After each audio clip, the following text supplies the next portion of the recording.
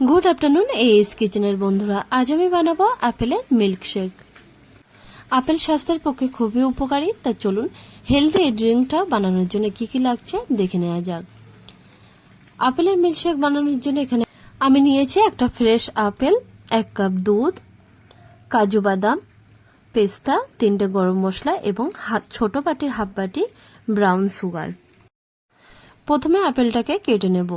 দেখুন 2 ভাগ করে নিলাম। এরপরে এইভাবে কেটে নিয়ে মাঝখানের থেকে বীজগুলো বাদ দিয়ে দেব। আপেলের খোসাটা ছাড়ানোর দরকার নেই, আমি এইভাবে পিস করে নিচ্ছি। কেননা আপেলের খোসায় প্রচুর পরিমাণে ফাইবার থাকে, আর ফাইবার আমাদের শরীরের পক্ষে ভীষণভাবে উপকারী, সেজন্য আপেলের খোসাটা ফেলার দরকার নেই। এটা এইভাবে আমি ব্লেন্ড করে নেব। তো একটা ব্লেন্ডার জারের মধ্যে আপেলের টুকরোগুলো দিয়ে দিচ্ছি। এরপরে দিয়ে দেবো গরম মশলা। গরম মশলাগুলো ফাটিয়ে ওর ভিতরে বীজগুলো দিয়ে দিচ্ছি। দেখুন গরম মশলার বীজগুলো দিয়ে দেবো।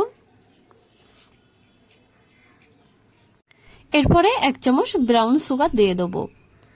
মিষ্টির পরিমাণটা আপনারা আপনাদের স্বাদ মতো দিতে পারেন।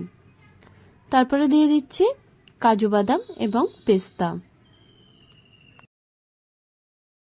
এরপরে 1 কাপ দুধ দিয়ে দেবো। দেওয়ার পরে ভালোভাবে ব্লেন্ড করে নেব। ব্লেন্ড করা হয়ে গেছে।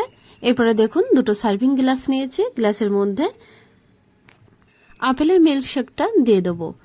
গার্নিশিং এর জন্য দিয়ে দিচ্ছি কাজু এবং পেস্তা বাদাম গ্রেট করে দিয়ে দিচ্ছি। তৈরি হয়ে গেছে আপেলের মিল্কশেক। অনেক সময় বাচ্চারা সরাসরি আপেল খেতে পছন্দ করে না, সেজন্য এইভাবে যদি মিল্কশেক বানিয়ে দিতে পারেন তাহলে বাচ্চারা কিন্তু খুব আগ্রহের সঙ্গেই খাবে।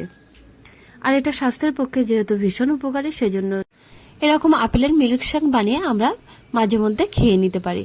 তো চলুন, আমার এই রেসিপিটা যদি আপনাদের ভালো লাগে থাকে তাহলে অবশ্যই একটা কমেন্ট করে আমাকে জানাবেন।